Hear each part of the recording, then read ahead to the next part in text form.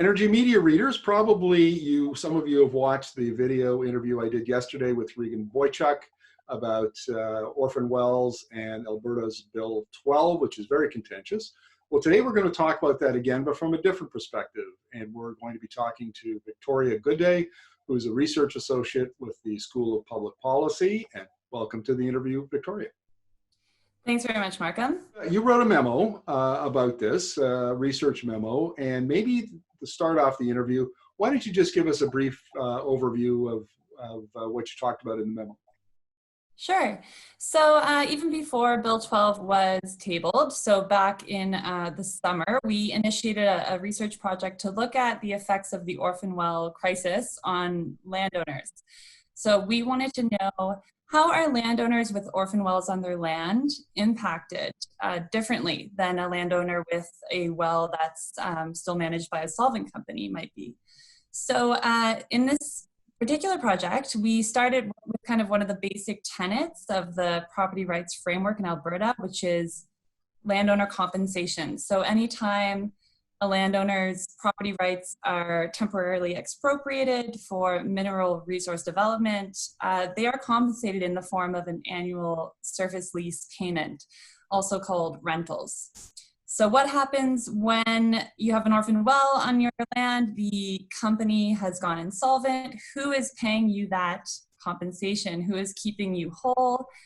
What are the impacts there? So we looked at how orphan well landowners are compensated, and we found some major problems and potentially a very looming crisis itself within the Surface Rights Board.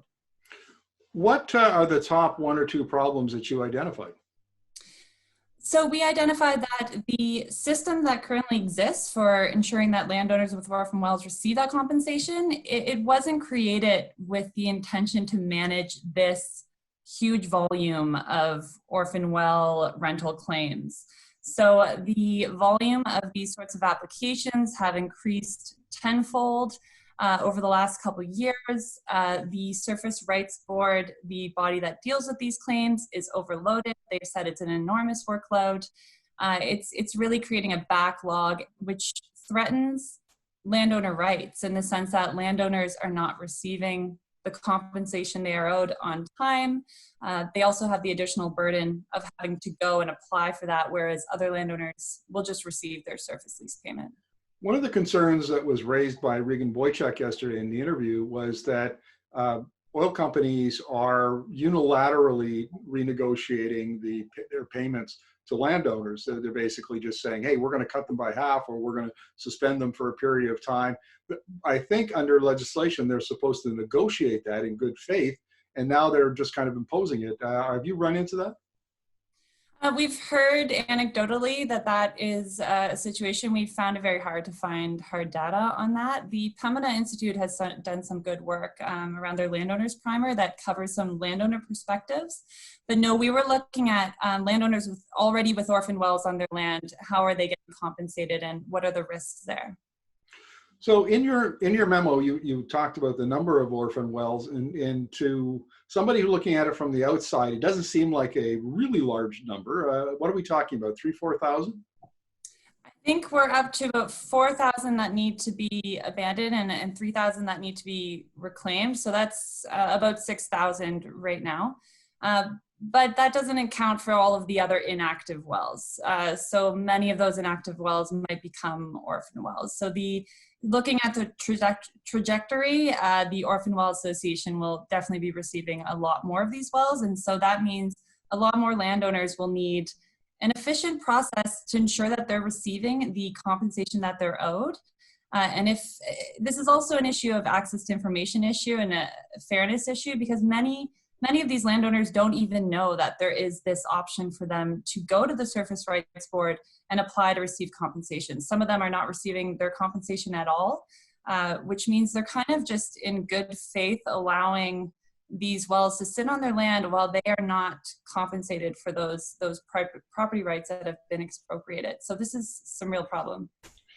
Now, speaking of problems, and this will be my last question, I've been doing a fair amount of reporting recently on the perilous state of the junior oil producing sector, and that's companies that make 10,000 barrels or less.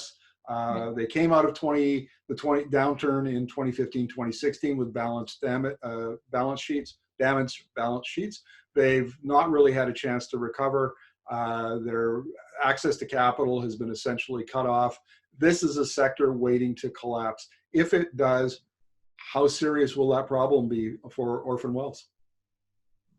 Well, that will be a huge problem from a cleanup perspective, from a financial perspective, also from a landowner rights perspective. So in our piece that we released yesterday, we do propose a solution to ensuring that landowners are compensated fairly. So Bill 12 has opened up the opportunity to have another agency delegated by the regulator. So for example, the Orphan Well Association, to draw from the orphan fund for any costs associated with the management of a well. So this could allow a new system whereby a landowner doesn't have to go through the Surface Rights Board process to ensure they're compensated. So this could provide some operational efficiencies.